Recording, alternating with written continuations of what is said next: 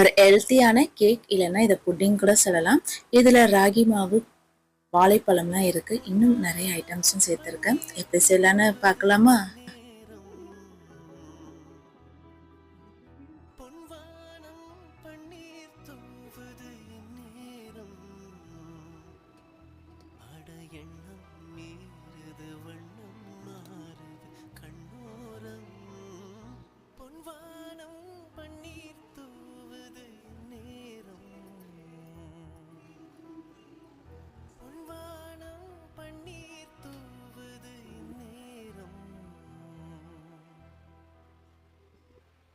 தங்கத்தாமரை மலர்ந்த பின்பு மூடுமோ